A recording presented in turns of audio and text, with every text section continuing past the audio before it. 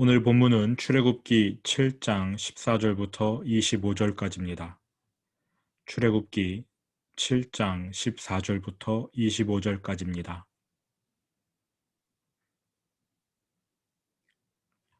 출애굽기 7장 14절부터 25절까지 합독하겠습니다.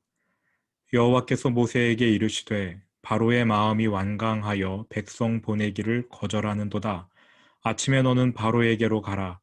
보라, 그가 물 있는 곳으로 나오리니 너는 나일 강가에 서서 그를 맞으며 그 뱀 되었던 지팡이를 손에 잡고 그에게 이르기를 히브리 사람의 하나님 여호와께서 나를 왕에게 보내어 이르시되 내 백성을 보내라. 그러면 그들이 광야에서 나를 섬길 것이니라 하였으나 이제까지 내가 듣지 아니하도다.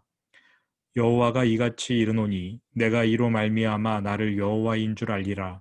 볼지어다 내가 내 손에 지팡이로 나일강을 치면 그것이 피로 변하고 나일강의 고기가 죽고 그 물에서는 악취가 나리니 애굽 사람들이 그 강물 마시기를 싫어하리라 하라.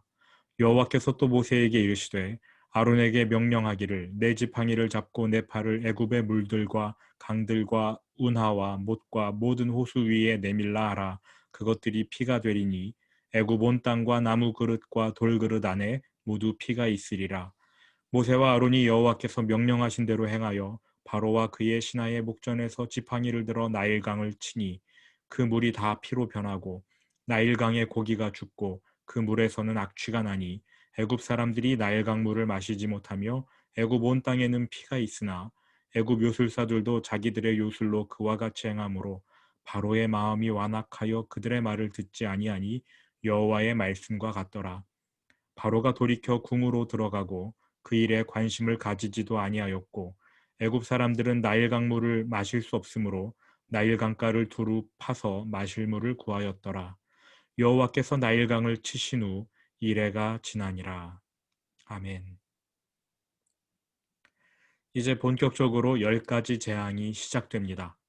그런데 10가지 재앙이 시작되기 전 앞으로 10가지 재앙이 이러한 패턴으로 진행될 것이다를 미리 보여주는 사건이 8절부터 13절까지에 기록되어 있습니다.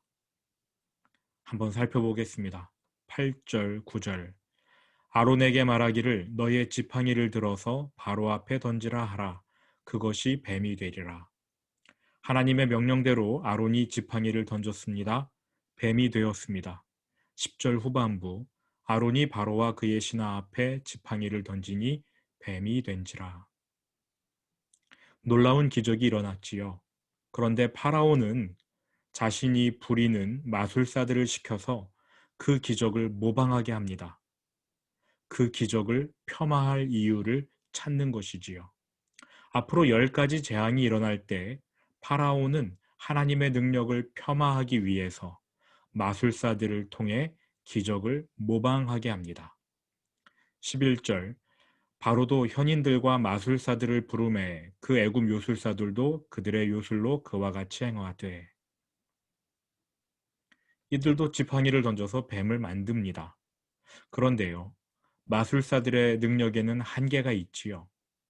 파라오 역시 하나님의 능력을 계속 무시할 수는 없을 겁니다. 12절. 각 사람이 지팡이를 던짐에 뱀이 되었으나 아론의 지팡이가 그들의 지팡이를 삼키니라. 하나님께 도전했던 파라오와 마술사들은 패배를 인정해야 합니다. 파라오가요, 10가지 재앙이 진행되는 중에 처음에는 못을 빳빳이 세웁니다. 그러다가 후반부로 가면서 두 손 두 발을 다 들게 되지요. 그러나 그것도 잠시 파라오는 다시금 마음을 완악하게 하여 하나님을 대적합니다.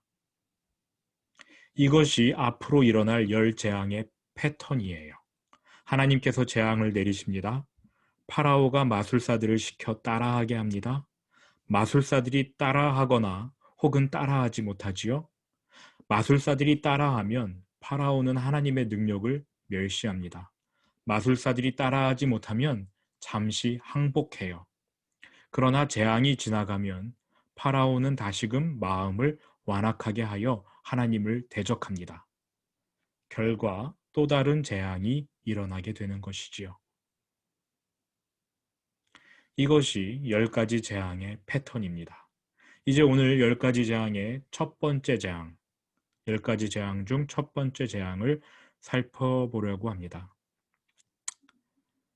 살펴보려고 하기 전에 일단 14절부터 19절까지 하나님께서 모세와 아론에게 명령을 하시는데요. 핵심 내용은 파라오가 하나님의 말씀을 듣지 않아서 이 재앙들이 일어난다는 것이지요. 14절 같이 한번 읽어보시겠습니까?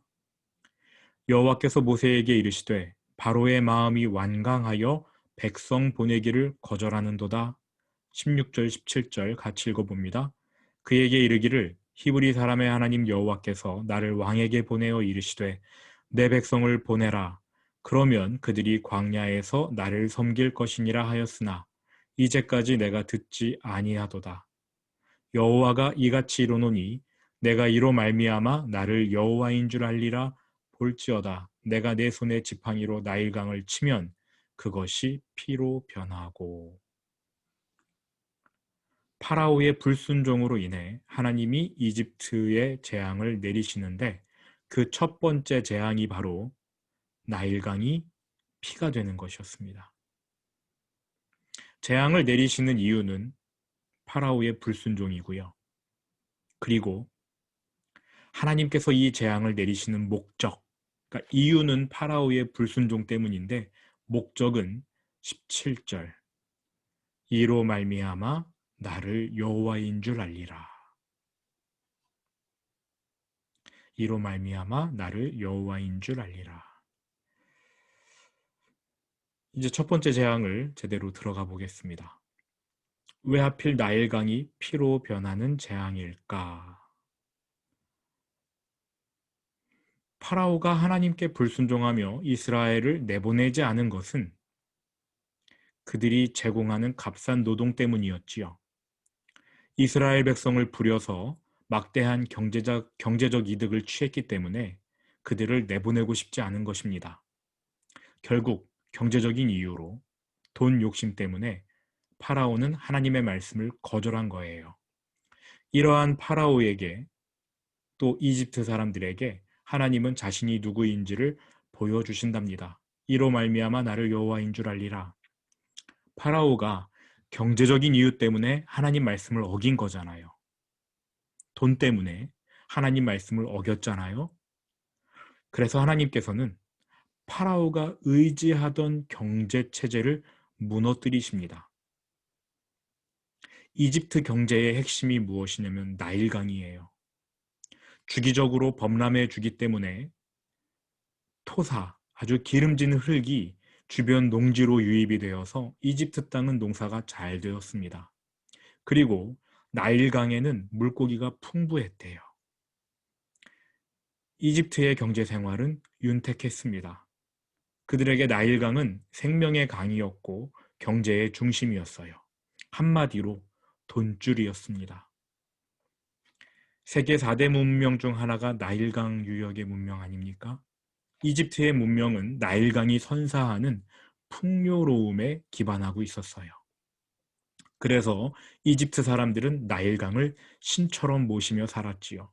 돈을 신으로 섬긴 것이었습니다. 그런데 지금 파라오가 경제적인 이유로 이스라엘 백성을 내보내지 않잖아요. 이스라엘 백성이 돈이 되는 민족이니까. 하나님께서 그의 이러한 불순종에 재앙을 내리시는데 그의 불순종을 심판하시는데 가장 먼저 이집트 경제의 핵심인 나일강을 쳐버리시는 겁니다.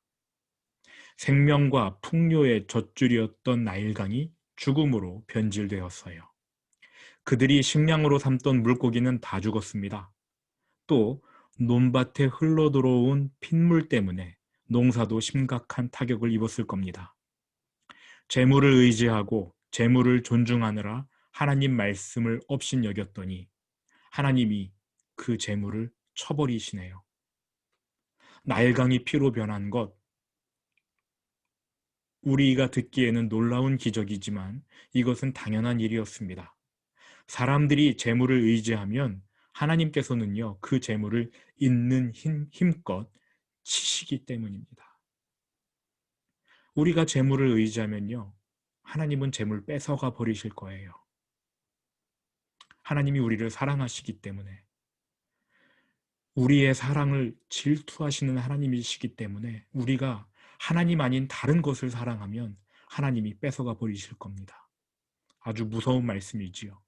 만약 우리가 다른 것을 사랑했는데도 하나님이 그것을 그냥 가만 놔두신다? 너무나 심각한 일입니다. 우리가 하나님보다 돈을 더 사랑할 때 하나님이 돈을 뺏어가실 거예요. 심판의 목적은 이것입니다. 너희가 의지하는 경제, 너희가 그토록 사랑하는 돈이 하나님이 아니다. 나일강이 하나님이 아니다. 내가 하나님이다. 하나님은 이 메시지를 전하십니다. 나일강을 피로 바꾸어서요. 여호와가 누구인 줄 알리는 데에 재앙의 목적이 있었던 것이지요. 지금도요, 하나님은 우리의 마음을 살피십니다.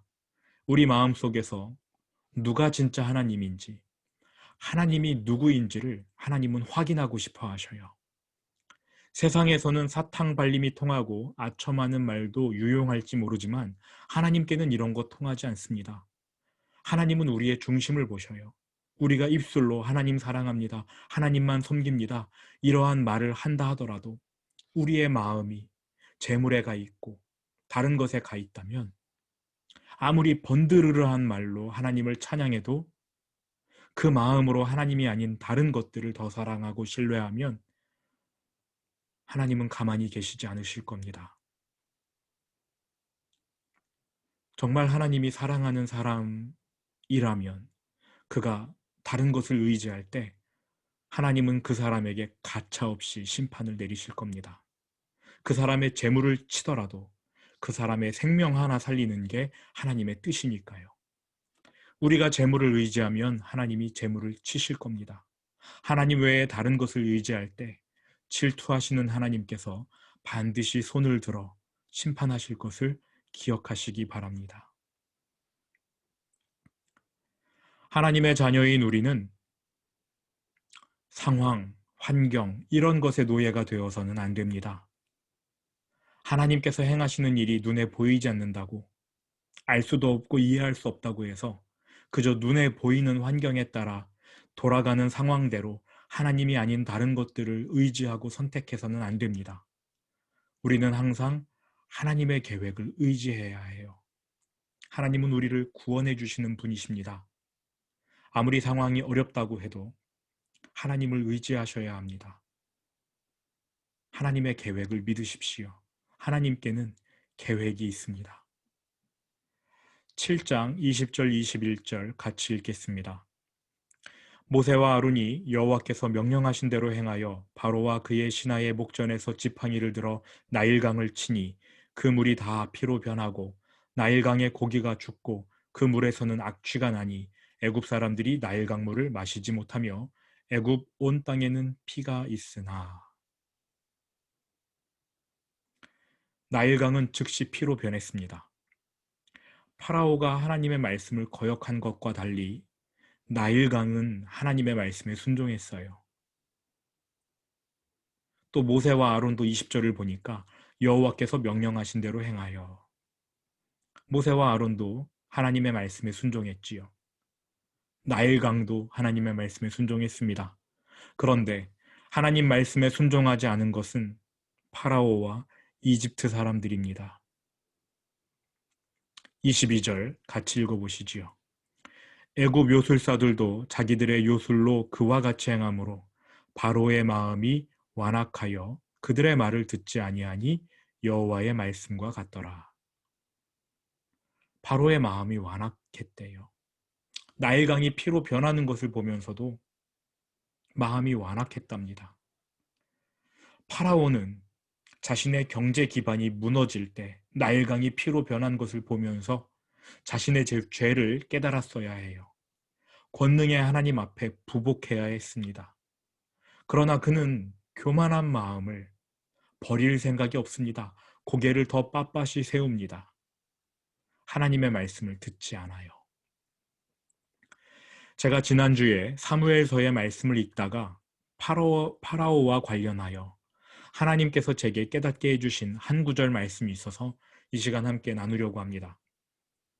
성경을 좀 펼쳐주셨으면 좋겠는데요. 사무엘상 2장 12절입니다. 사무엘상 2장 12절.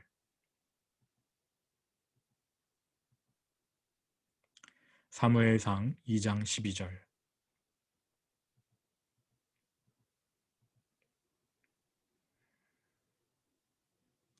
시간이 걸리시더라도 같이 찾고 좀 읽었으면 좋겠습니다. 함께 읽으시지요. 사무엘상 2장 12절.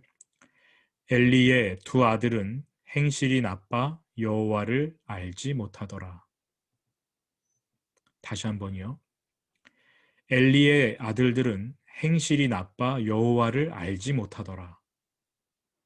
여러분, 이 말씀이 이해가 되십니까? 일단 엘리의 두 아들 홈니와 비느하스를 말하는데 그들은요, 제사장으로서 하나님의 예배를 멸시했던 사람들입니다. 성경에 나오는 대표적 악인이지요. 그런데요, 지금 이 말씀이 이해가 되시냐고 제가 여쭤보았습니다. 엘리의 아들들은 행실이 나빠서 여호와를 알지 못하더라. 제 생각에는요, 여호와를 알지 못해서 행실이 나빴다라고 해야 올바른 순서 같거든요. 근데 성경은 말합니다. 행실이 나빠서 여호와를 알지 못했다. 이렇게 말이죠.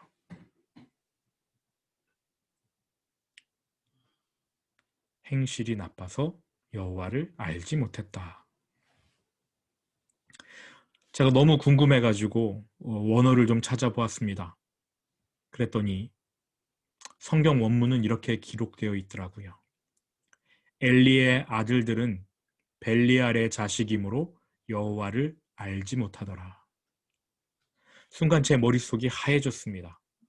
행실이 나빠서 하나님을 모른다는 말도 충격적이었는데 그들이 벨리알의 자식들이었대요. 즉 쓸모없고 무가치한 자식.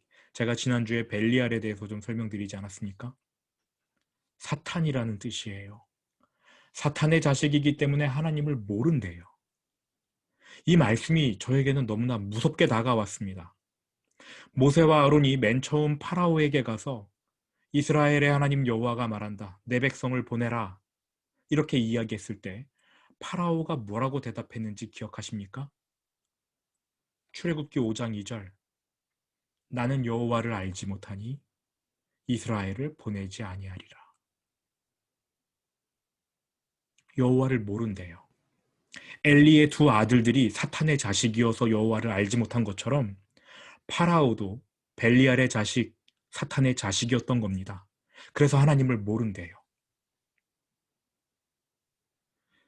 물론 엘리의 두 아들 홈니와 비느하스가 처음부터 악을 행했던 것은 아닐 겁니다. 물론 누구나 태어나기를 죄인으로 태어납니다만 본인의 의사를 배제한 채 하나님께서 너는 사탄의 자식으로 살아야 한다.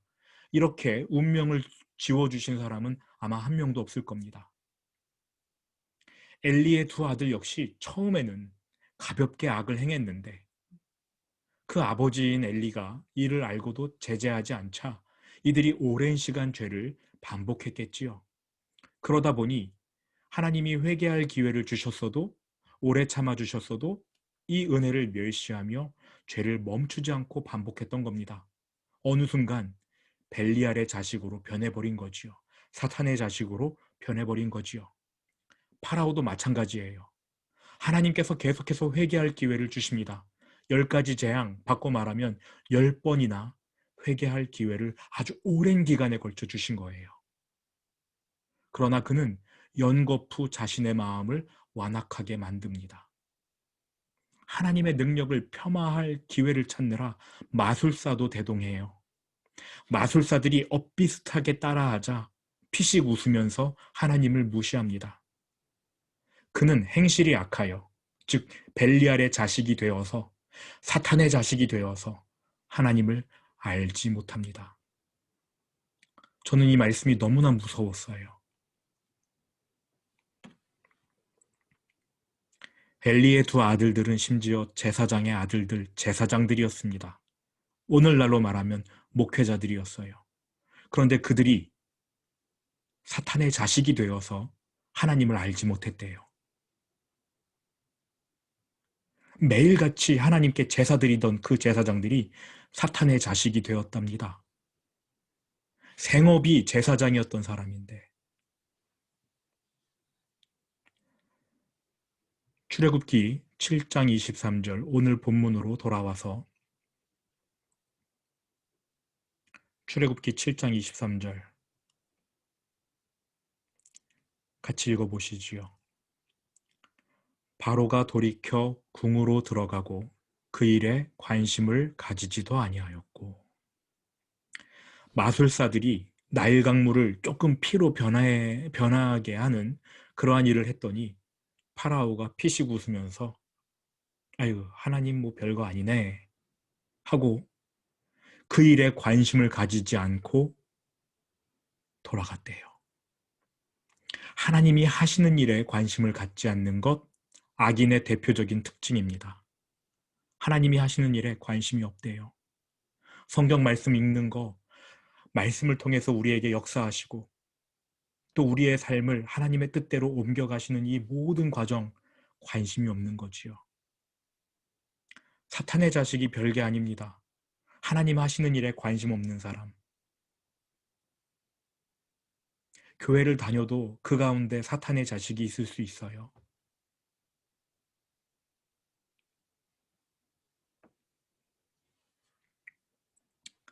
24절입니다. 애굽 사람들은 나일 강물을 마실 수 없으므로 나일 강가를 두루 파서 마실 물을 구하였더라. 하나님께서 애굽 사람들을 전부 목말라 죽이실 수도 있었지만 이들에게 은혜를 베풀어 주십니다. 마실 물을 얻도록 지하수는 피로 바꾸지 않으셨어요. 25절 여호와께서 나일강을 치신 후 이레가 지나니라. 이렇게 해서 첫 번째 재앙이 끝납니다. 여기서 우리가 배워야 할 것이 있어요. 경제를 의지했더니 하나님이 경제를 치셨습니다. 나일강 돈줄이거든요. 하나님이 그 돈줄을 꽉 잡고 흔들어 버리셨습니다. 하나님이 아닌 다른 것을 의지할 때 하나님께서 흔들어 버리셔요. 두 번째로 파라오는 하나님을 알지 못했습니다. 이유인즉슨 그가 사탄의 자식이었기 때문입니다. 처음부터 사탄의 자식으로 태어난 게 아니라 작은 죄, 회개하지 않고 계속해서 반복하여 죄를 짓다가 결국 그 지경까지 간 것이지요. 엘리의 두 아들이 그러한 과정을 보여주는 대표적인 케이스였습니다.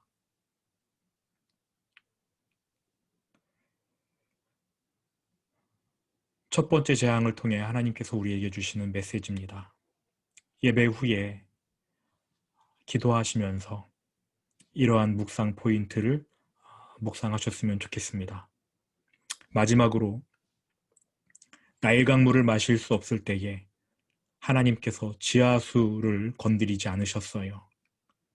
하나님은 재앙 중에도 긍휼을 잊지 않으시는 분입니다. 특별히 하나님께서 사랑하시는 백성들에게는 특별한 은혜를 베푸십니다.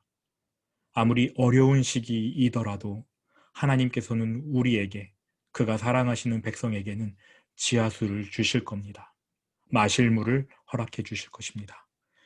들은 말씀 기억하시면서 주기도문으로 오늘 예배를 마치겠습니다. 하늘에 계신 우리 아버지, 아버지의 이름을 거룩하게 하시며 아버지의 나라가 오게 하시며 아버지의 뜻이 하늘에서와 같이 땅에서도 이루어지게 하소서. 오늘 우리에게 일용할 양식을 주시고 우리가 우리에게 잘못한 사람을 용서하여 준 것 같이 우리 죄를 용서하여 주시고 우리를 시험에 빠지지 않게 하시고 악에서 구하소서.